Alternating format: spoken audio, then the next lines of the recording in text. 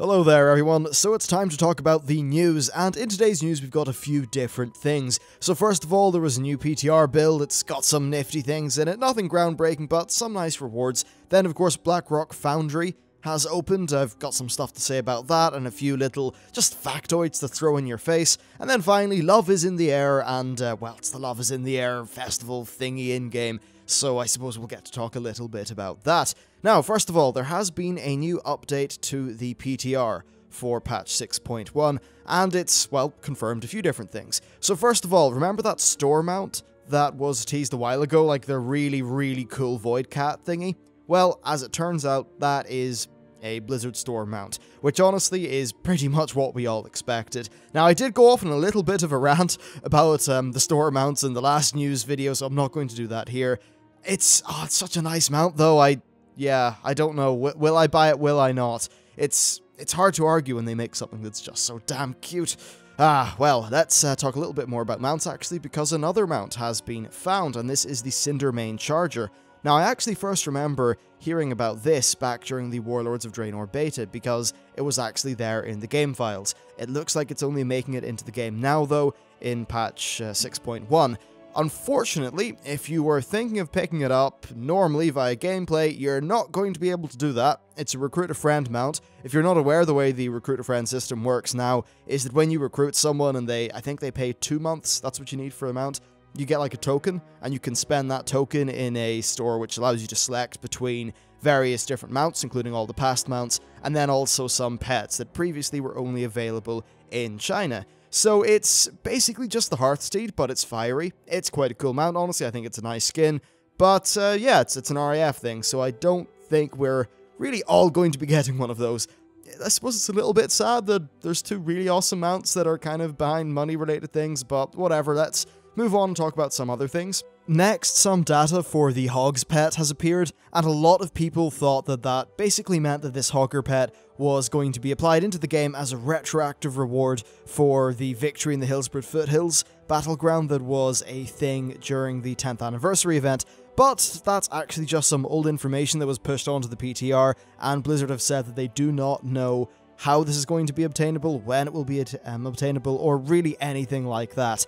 So, we know Hogs is a thing, but that's really about it. Also, on the topic of pets, we've got the Grave Golem. This is a nifty little fellow that comes from a Heroes of the Storm promotion. I've got no real idea what this promotion exactly is, so we'll have to wait and see, I suppose. Now, if you're wondering about Heroes of the Storm, you can right now get in if you buy a Founders Pack, which I believe costs $30. What I'd say on the topic of that is, Heroes of the Storm is a very good MOBA. I have a lot of fun. I like how it's different to others. You know, I like Smite. I like Heroes of the Storm. Not really so much into LoL and Dota because I don't have the time. But if you wanted just a fun casual MOBA, I suppose it does do the job. However, it is going to be a free-to-play game once it, well, yeah, it's supposed to be. They're still throwing out free invites to the beta, so you don't need to purchase that Founders Pack. And personally, I think the Founders Pack is, well, frankly, a bit of a rip-off, and I don't like the pricing model of Heroes of the Storm in general. I just think it's too expensive, actually.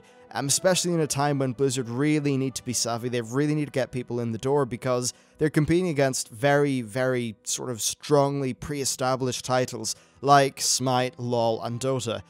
Going in and then asking for loads of money for everything, I just think is, you know, it's a shoot yourself in the foot sort of business decision, and it seems like Blizzard are doing that, which is really unfortunate. So that's my little spiel on Heroes of the Storm. In terms of other things in the UPTR patch, we have got two selfie-related things. So you get a achievement from taking a selfie in multiple different zones, and that will actually give you a title called Photographer. It's a pretty cool title, and I suppose that's a fun little bit of gameplay if you're really into all the selfie business. So, yay, selfies. And also, speaking of selfies, there is a thing that you can get from Blingatron called the Photobomb, which basically will photobomb one of your friend's selfies. So, yay, that's a thing. We're like, modern social media is now inside World of Warcraft, and I guess we'll just have to deal with it. That's really it, though, in terms of PTR stuff. What I'm really interested in seeing is just what the hell are they going to do with the Iron Docks? Because originally there was talk of that, well, you know, quite a while ago, but we haven't heard anything since. And I have checked back with every single PTR update, and every time I found that nothing has been added to the Iron Docks, apart from the small Horde base and small Alliance base that we saw ages ago at the very start of the PTR. So who knows what goes on? And I think actually somebody on the WoW forums summed it up really well. Essentially, there was a bit of confusion about Black Rock Foundry and 6.1 and how they're separate, and Lore jumped in and said, yes, they're separate things, Black Rock Foundry's coming out now, patch 6.1's in the future, and the next comment was from someone called Steamrolled, who said, basically, think of patch 6.1 as Blizzard finally finishing the Warlords beta. Yeah, that comment was very highly upvoted, and that's actually a sentiment that I do hold as a beta tester. It does seem like Warlords of Draenor kind of ran into a bit of problems. What I think is that the content that they were able to do early on is, you know, that stuff's really awesome, right? So the zones, brilliant. The art, brilliant. The music, mostly brilliant. There's some bits that are a bit too punchy for my liking and not that ambient. But anyway, you know, brilliant music. The raids are great. The dungeons are great. All the kind of big important bits of content are great. But a lot of the filler stuff is kind of, you know, it's kind of samey, not that good. And what do we see in patch 6.1? Well, they're adding in the new daily quest things, they're revamping professions to make them actually make sense, which they sort of, in my opinion, didn't with 6.0. So it seems like rather than 6.1 being a groundbreaking new thing, right now it's just focusing on patching up problems, sort of fixing holes in their gameplay, and I think just doing refinements. That's definitely a good thing, and I hope that the Iron Docks does end up being a nice bit of sort of new content that we get to really sink our teeth into. Or at least hopefully, we'll just have to wait and see how it all pans out. Next, it's time to talk about Black Rock Foundry, so I'll flash up some of the dates for the various unlock things on the screen. It's essentially the normal affair that they go with, and Black Rock Foundry itself is, from my experience in the beta, a really fun raid. Actually, I like a lot of the initial bosses, and especially Hansgar and Franzok. I cannot wait to fight those guys. And now there are just one or two little sort of facts and things to throw out there. So first of all, Rookmar's new world boss, he's in Spires of Iraq, and he drops 665 gear. So unless you are doing raiding, which gives you gear better than that, spend your bonus rolls on Rookmar. Though, if you're spending your bonus rolls on Rookmar because you want an extra chance at getting his mount, then, well, don't do that. They actually confirmed on the Warcraft dev's Twitter account that the mount from Rookmar cannot be obtained through a bonus roll. You can only get it through directly looting the corpse of the boss. So just don't throw away your bonus rolls needlessly. I've got no idea what the drop rate for that mount is, but it's actually a really nice mount, so good luck getting it.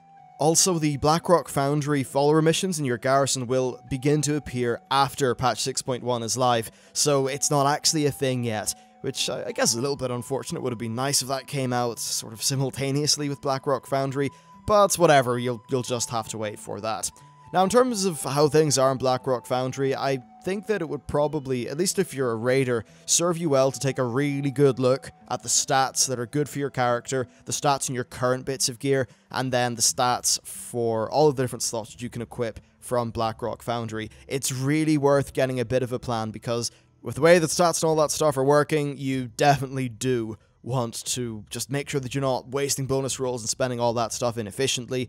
Personally, I'm probably just going to use Ask Mr. Robot to do that for me, because I think it's something with the premium account that I've got with them, which is kind of handy, but you can totally do it yourself if you're not as lazy as I am. Now, I suppose while I am talking about Black Rock Foundry levels of gear, in the patch 6.1 update, they are going to be adding in a new level of crafted gear, which is, I think, 680 for the armor and 670 for the weapons, and then a new level of Apexis gear, which I think is 670. Now, while that stuff is kind of Black Rock Foundry tier gear, I suppose, and that it's all, you know, moving up a level of strength, that stuff is not coming with Black Rock Foundry. It's coming with patch 6.1. I've got to say, this whole split between the two things has been a little bit awkward, but hopefully we get patch 6.1 decently quickly. We don't have a firm release date or anything like that, and one thing that did worry me is they released a post on the WoW blog a while ago called, I think it was just February in World of Warcraft, and all they talked about in that was Black Rock Foundry and the upcoming world events. I'm just going to be optimistic and say that the reason why patch 6.1 isn't listed there is hopefully because they're not sure when it is, and not because it's planned to be in March, because that would just be way, way too far in the future for 6.1. That thing needs to drop, like, pretty much now. So, with all that stuff covered with Blackrock, let's talk a little bit about Love is in the Air. There's not that much to say, but it has been updated to give you item level 635 neck pieces, which is kind of nifty. And there's also a new toy that's been added called the Love Prism, and a Lovebird hatchling pet.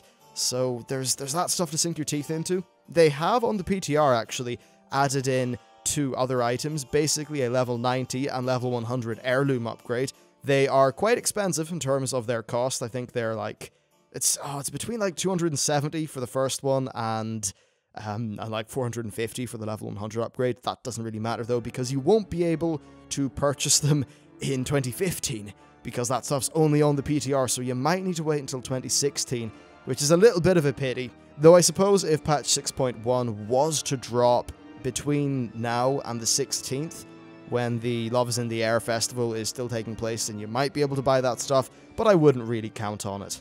Of course, it's not really a big deal because those charm thingies are really easily farmable, so you would be able to get it anyway if it did come out between now and the end of the festival. Anyway, that's pretty much it for the comings and goings of this week. Hopefully next week we get some more exciting things, maybe a patch 6.1 release date. I'd really love to see that. But for now, thank you very much for watching the video, and I'll see you next time.